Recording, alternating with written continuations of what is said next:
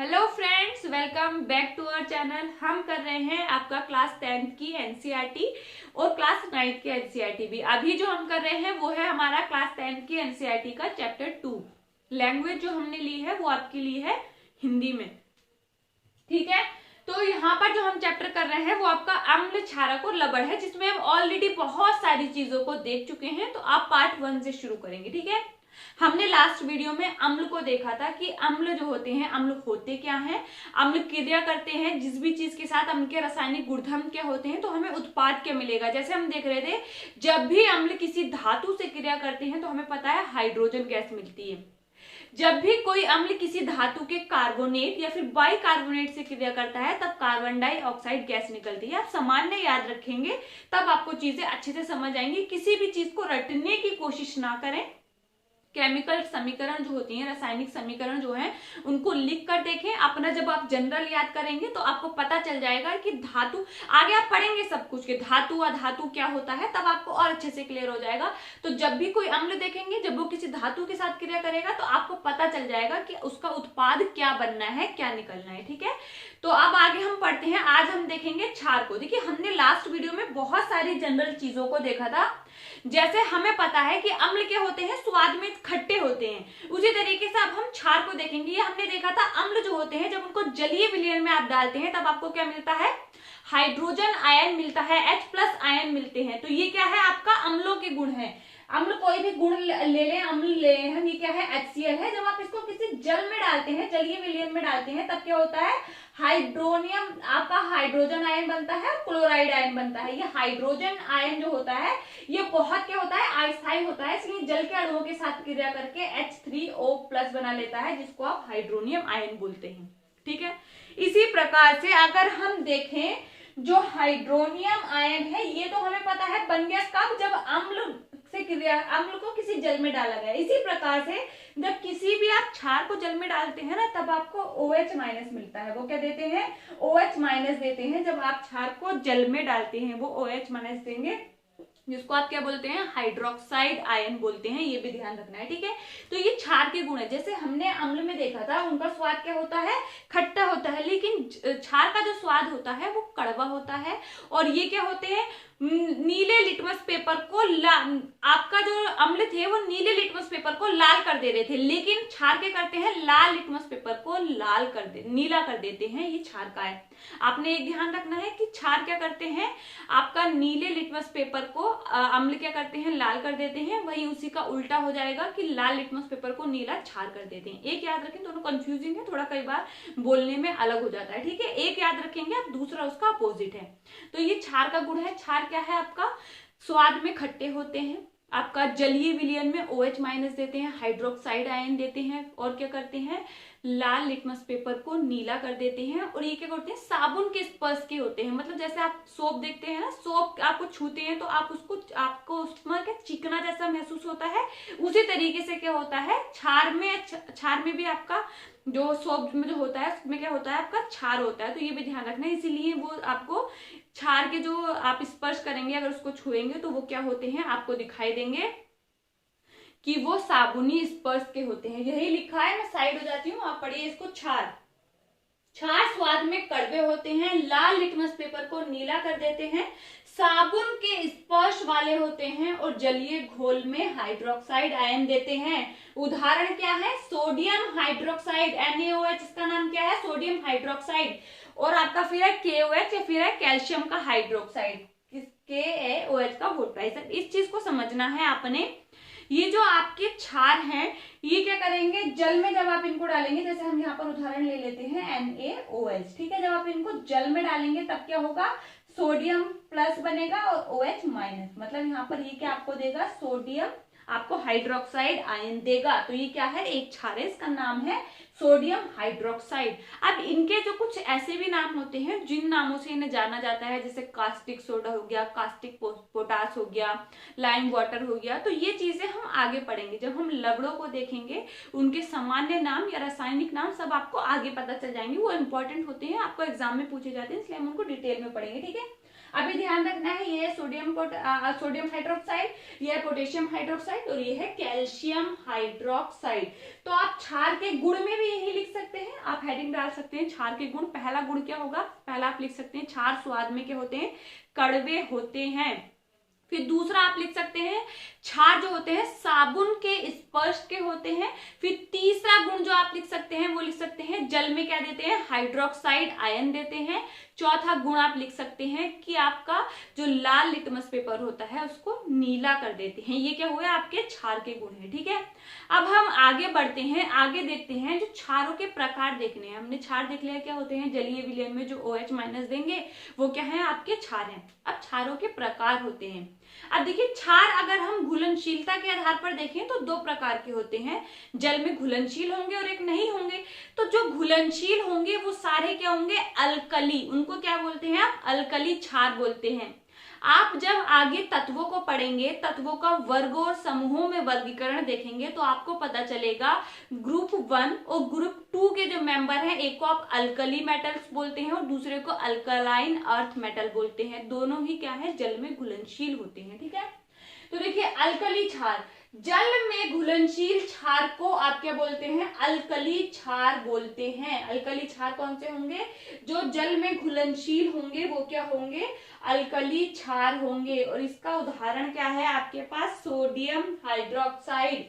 उदाहरण क्या है आपका, सोडियम हाइड्रोक्साइड। ठीक है, अब देखिए, अब मैं आपको एक चीज, एक स्टेटमेंट बताती हूँ। क्या सभी अल्कली जो होते हैं वो क्षार होते हैं? हाँ जी बिल्कुल, सभी अल्कली जो होंगे, अभी ग्रुप 1 और 2 के मेंबर बताए, सभी अल्कली क्या होंगे, आपके क्षार होंगे।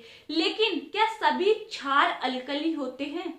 सभी क्षार अल्कली नहीं हो सकते, क्योंकि अभी हमने देखा ये अल्कली क्षार हम उनको बोलते हैं जो घुलनशील होते हैं, लेकिन सभी क्षार तो घुलनशील नहीं हो सकते। तो इसलिए सभी अल्कली क्षार हैं लेकिन सभी क्षार अल्कली नहीं है, ये स्टेटमेंट भी ध्यान रखना है। ठीक है, फिर आता है आपका प्रबल क्षार। प्रबल अम्ल की तरह प्रबल क्षार भी वही होंगे, जैसे प्रबल अम्ल हम देख रहे थे जो जलीय विलयन में ज्यादा हाइड्रोजन आयन देंगे वो आपके प्रबल अम्ल है। उसी तरीके से जो ज्यादा हाइड्रोक्साइड आयन देंगे वो क्या होंगे, आपके प्रबल क्षार होंगे।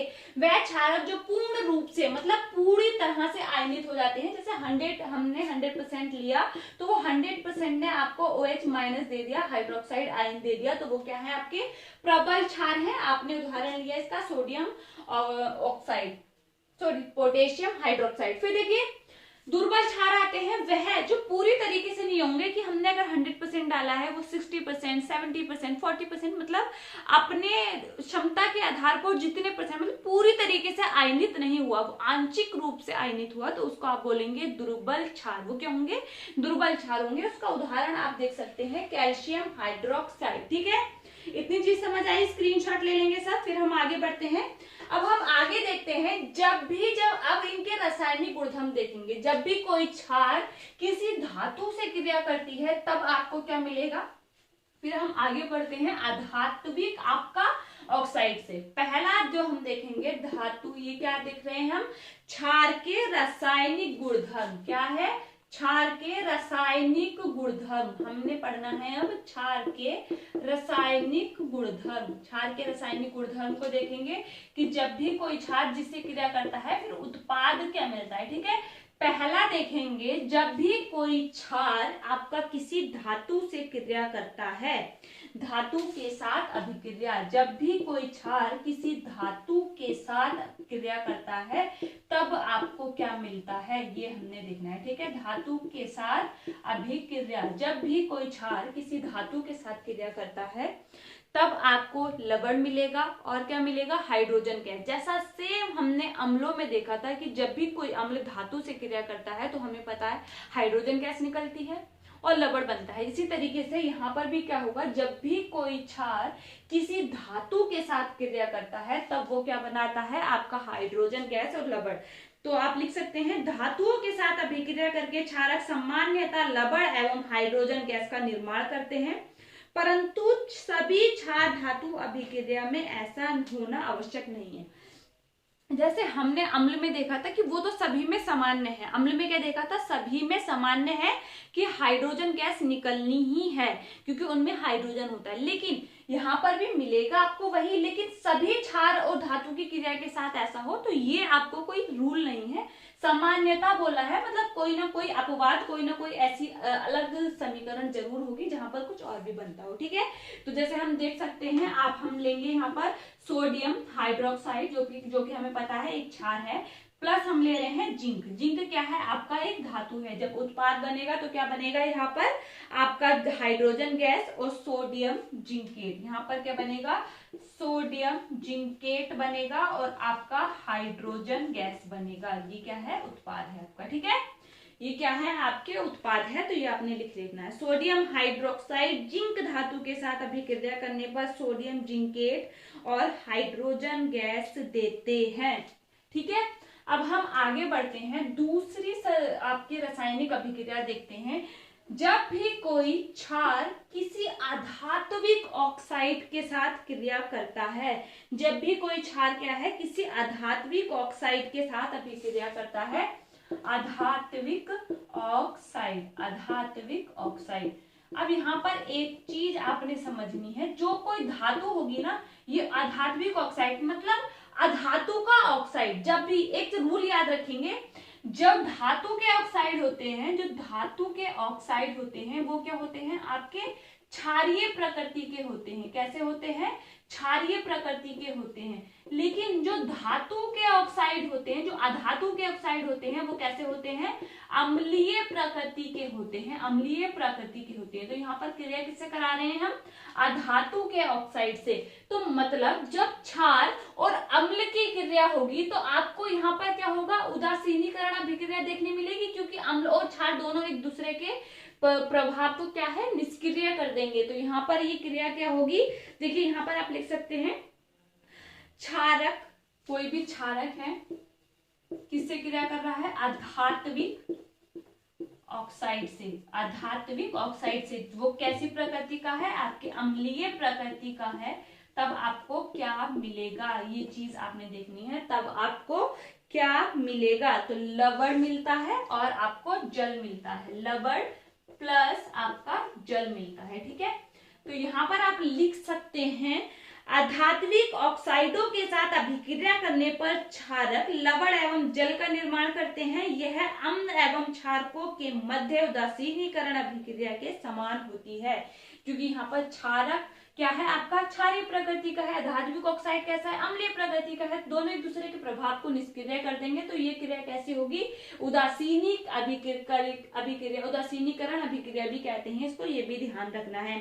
जैसे हम आप यहाँ पर उदाहरण ले सकते हैं, सोडियम ऑक्साइड, सोडियम हाइड्रोक्साइड, जो कि क्या है, आपका एक क्षार है, और कार्बन डाइऑक्साइड, ये क्या है, आपका कार्बन एक अधातु है और ये क्या हुआ, उसका ऑक्साइड हुआ। तो यहाँ पर आपको क्या मिलेगा, एक लवण मिलेगा, आपका सोडियम कार्बोनेट, और प्लस क्या मिलेगा, आपको जल मिलेगा, प्लस क्या मिलेगा, आपको जल मिलेगा। ठीक है, ये आपका क्या है, एक अधातु है और ये क्या हो गया, उसका ऑक्साइड हो गया। ठीक है, दूसरी अभिक्रिया अगर हम देखें तो कैल्शियम हाइड्रोक्साइड, कैल्शियम हाइड्रोक्साइड जो कि क्या है, आपका एक क्षार है, ये क्रिया करेगा कार्बन डाइऑक्साइड के साथ। तब आपको क्या मिलेगा, लवण मिलेगा और जल मिलेगा। क्या मिलेगा, लवण मिलेगा और जल मिलेगा, कैल्शियम कार्बोनेट और आपका जल मिलेगा। ठीक है, तो ये थे आपके, जब कोई भी क्षार, आप मैं साइड हो जाती हूँ, आप देखिए, जब कोई भी क्षार क्या है, आपका अधात्विक ऑक्साइड के साथ अभिक्रिया करता है, तब आपको क्या मिल रहा है, ये चीज आपने